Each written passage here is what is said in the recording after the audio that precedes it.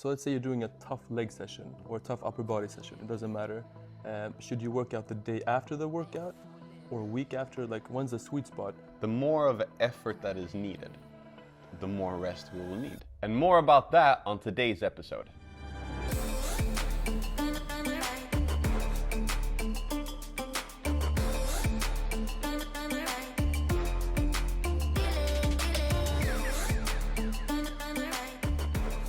Hey and welcome to today's competence video with us at Goat Sports. My name is Adrian Skeppi and together with me is my colleague, Coach Martin. So today we're going to talk about supercompensation and what that means with working out. So Martin, in short terms, I know we've discussed this back and forth, but as short as we can do it, explain what is supercompensation. All right, so to keep it short, supercompensation is what happens after our workout. So let's say we do a tough workout, our body starts breaking down and rebuilding, and then it starts rebuilding and we hit that sweet spot where we're just better than we were than the day before workout. So that's a supercompensation. All right, so it seems like, well, now we have to start adding like all that to the equation of working out. And working out could be as difficult for anyone as for anyone else. Is it important for everyone to think, or is it just for athletes or just for certain type of, gym goers?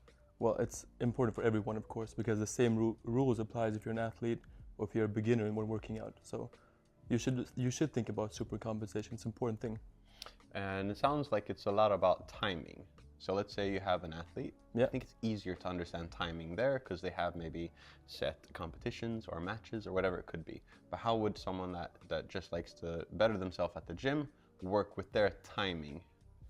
Well, so let's say you're doing a tough leg session or a tough upper body session, it doesn't matter.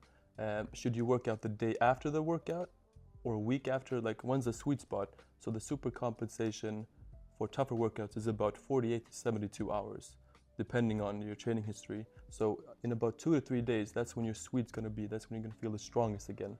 So that's a good thing to think about. It differs a lot. Both body types, both training, working out experiences, how well you've slept, how well you've the eaten, recovery apart, everything, of course. So in order to understand that, because I think what we need to take with us and what we need to give as examples and for tips is that everyone is unique in that way.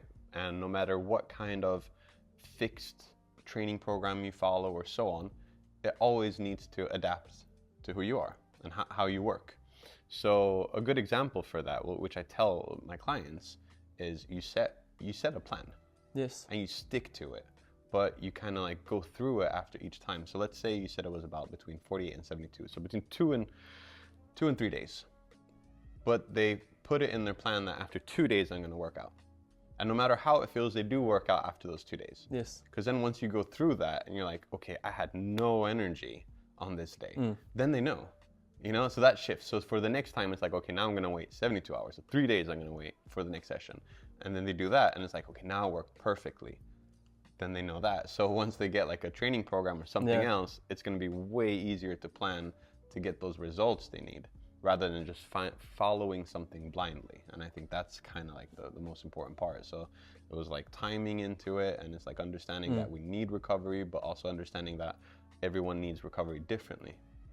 And being able to understand that, because then in the long run, it's going to be so easy to kind of get training working and results coming. All right, so do different type of workouts need different type of recovery to get that supercompensation? So let's say a light cardio workout or a tough strength session. Great question, and it's important to understand that. Well, the more of effort that is needed, the more rest we will need. So whatever effort we put in, that same amount of compensation will be needed to recover. So if it's a light session, like you said, like a light cardio session, you could technically do that every day. Yeah. But if it's like heavy legs, the body needs the time to recover, and therefore we need to push that towards the 2-3 day barrier. Because it's a bigger strain on the body. Absolutely. And if sometimes we get hubris, like I know we can get when we work out, we overexert ourselves. And then we would need more than those said 72 hours. So it was more of like a time scale that we can adjust to, but it's not fixed. So it's not like after 72 hours, you will feel great. It's just that usually it takes this long. It could take more, it could take less. Yep. So to shortly summarize supercompensation, it's about understanding what effort is needed in an exercise, how much recovery time is needed from that exercise, be able to reevaluate that and then do that and repeatedly to understand how am I reaching my results the best way. Our body will always need to adapt, and we're all unique in how we adapt. Sometimes we need more recovery, sometimes we need more food, sometimes we could need less. So understanding that helps us reach our goals way better. So thanks for joining us this week on our channel. We'll see you guys for next time on our competence videos right here at Goat Sports. Take care.